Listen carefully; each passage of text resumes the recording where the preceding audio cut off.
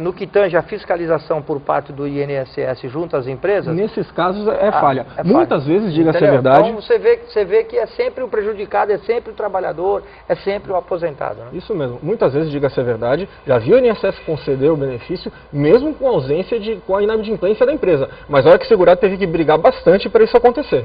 Teve que brigar bastante para isso acontecer. Pode ocorrer a maioria dos segurados é pessoa humilde.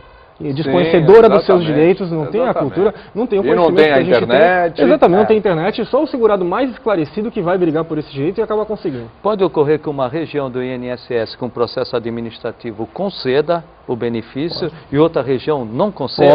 Pode acontecer. Da mesma forma que existem prazos diferentes para ser realizada a perícia, existem algumas agências a perícia sendo realizada com mais rapidez e outras demorando mais para realizar a perícia médica. E aliás, bem tocado nesse assunto, esse é um dos maiores problemas encontrados pelo segurado, o auxílio-doença, que é um benefício de urgência, é um benefício que ele necessita no ato. Se a empresa é inadimplente, Deus sabe o calvário que ele vai percorrer até conseguir esse benefício se a empresa for inadimplente. Muitas vezes tem que recorrer de um profissional. E aí, mais uma vez, ele vai gastar para buscar um direito que lhe é assegurado constitucionalmente. Se o segurado for esclarecido, ele consegue. É só brigar, vai no Ministério do Trabalho, vai na empresa, vai na RH, vai no INSS, bate o pé lá, acaba conseguindo. Acaba conseguindo, às vezes, mesmo sem a ajuda do profissional. Mas boa parte das vezes não. E se ele está enfermo, alguém da família vai ter que fazer. Quer dizer, é quando mais precisa, menos se tem a pago. O auxílio-doença só é pago depois da perícia? Sim, só depois da perícia. Nesse período ele fica sem receber? Não, mas ele quando recebe retroativo, desde a data do requerimento. Mas se demorar a perícia, às vezes é uma pessoa necessitada, 2 meses, 3 meses. Ficar o retroativo, a pessoa já está endividada. Eu não vejo demorar aqui na Baixada, nas agências aqui da Baixada, felizmente não tem demorado muito. Mas às vezes uma segunda perícia, perícia de reconsideração, uma perícia de reavaliação determinada por um processo judicial, acaba demorando até mais. Eu acho curioso isso no nosso país, né? Primeiro, o que a gente sempre fala aqui, a gente reclama das agências reguladoras, da fiscalização. Isso é mais um exemplo de fiscalização que não existe, né? Não tem, é ineficaz. Pode existir, mas é ineficaz, né? É ineficaz. E outro detalhe curioso, né? É um direito assegurado por lei, né? A pessoa não tinha que correr, a pessoa, se está doente, não tem que ninguém recorrer por ela, as coisas têm que simplesmente fluir normalmente, porque é um direito dela. Mas para conseguir, primeiro, você tem que ser bem instruído, porque se você não for bem instruído, você é passado para trás. E segundo, você tem que fazer um verdadeiro calvário, como você mesmo citou, uma corrida danada, para você fazer valer o seu direito. Quer dizer, isso é de um absurdo tão grande nesse país, isso é de uma falta de coerência tão grande que... não dá nem para a gente imaginar. Se a gente tivesse, de repente, em outros países, na Europa, por exemplo... E plagiando aqui o Dr. Tiago, né? Esse calvário é anual, né? Tá anual, certo? Anual. Só que esses assuntos só vêm à baila quando? Em anos eleitorais. Tá certo? Aí vem em anos eleitorais. Aí é sempre o mesmo problema. Aí todo mundo em defesa do aposentado, apresentação de projetos para complementação, para reposição salarial, sem disponibilidade financeira, sem estar espelhado no plano plurianual da União, né? Aí, eu apresentei lá, eu apresentei um projeto de perdas. Só que daí, não fui eu, é o Congresso que não quer, a Câmara que não quer e tal.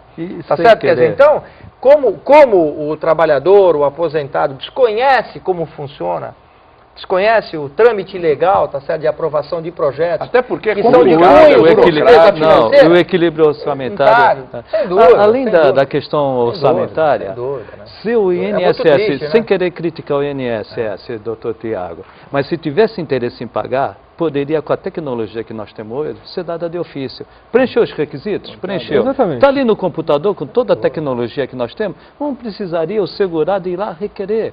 Imediatamente notificava e ele receberia. Se fosse um sistema avançado, realmente é o que aconteceria. Podemos até imaginar isso, sonhar com isso no futuro. Não, acredito que...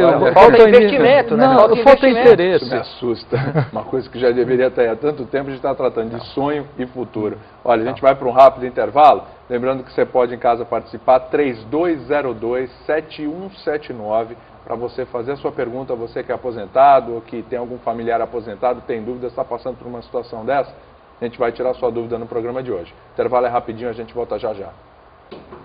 Voltamos para o segundo bloco do painel regional de hoje, que entrevista o advogado Tiago Queiroz, ele que é especialista em previdência. E a gente fala também com o Carlos Saraiva, presidente do PTB de Guarujá. Está com a gente o Fernando Chagas, nosso cientista político, reforçando que você pode participar. Eu já tenho algumas participações aqui dos telespectadores. Nós já vamos já para as perguntas. 3202-7179 para você tirar as dúvidas aí com relação à aposentadoria. E aí tem o bendito, o maldito fator previdenciário, Tiago. Aí é para dar nó no cérebro, né?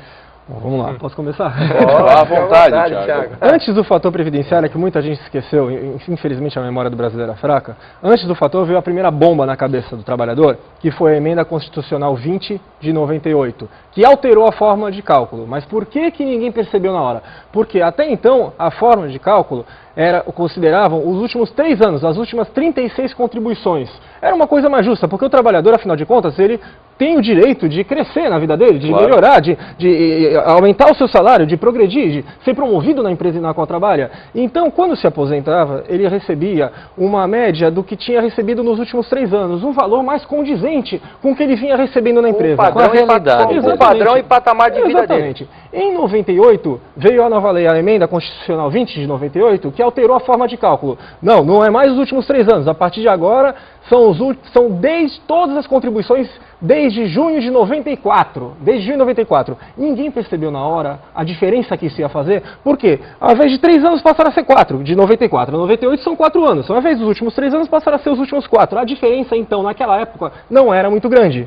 Mas com o passado... Hoje, é os últimos 15, os últimos 16 anos.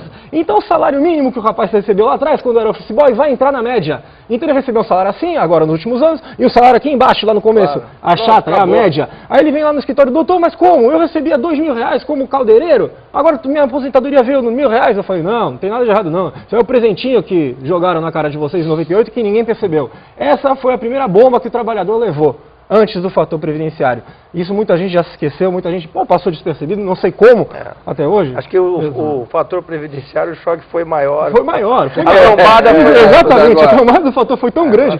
Depois de 98, em 99, veio o famigerado fator previdenciário. Quanto mais nova a pessoa é, menos ela recebe. Pessoas com 50 anos de idade têm até 30%, 25% do seu benefício excluído, tem seu benefício diminuído em 20%, 30%. Isso depois de fazer esse cálculo que já foi alterado em 98. Quer dizer, como o Carlinhos falou, a bomba foi tão grande do fator previdenciário que até esqueceram o problema de 98. Em 99 veio o fator previdenciário, o maior redutor de aposentadorias de toda a história da Previdência no Brasil. E quanto à expectativa de vida que altera esse fator previdenciário, como que ele é feito? Bom, vou explicar uma coisa antes de mais nada. Antes da criação do fator previdenciário em 99, o IBGE divulgava a tabela de expectativa de vida do brasileiro, que era diferente, obviamente, em cada região do Brasil. Sem querer discriminar, a expectativa de vida do morador do Sul é diferente da expectativa de vida do morador do Nordeste. Veio a lei do fator previdenciário e unificou tudo. Mesma expectativa de vida. Aí criaram uma nova expressão, expectativa de sobrevida. Sei lá o que é isso. Expectativa de vida. Depois da vida. Expectativa de sobrevida. Bom, criaram essa expressão. E passou a ser única no Brasil inteiro, que eu já acho errado. Tem vários erros que envolvem a lei do fator previdenciário, inconstitucionalidade, enfim. Assunto que dava para a gente debater a noite inteira, mas que também não seriam de grande valia ao espectador. E situações que aos poucos não acabaram sendo derrubadas por processos jurídicos? Não, já tentaram a inconstitucionalidade, a declarar a inconstitucionalidade, não conseguiram. Até agora nada, infelizmente. Eu tenho uma pergunta aqui da Mércia do Boqueirão, já vou começar com algumas perguntas aos telespectadores.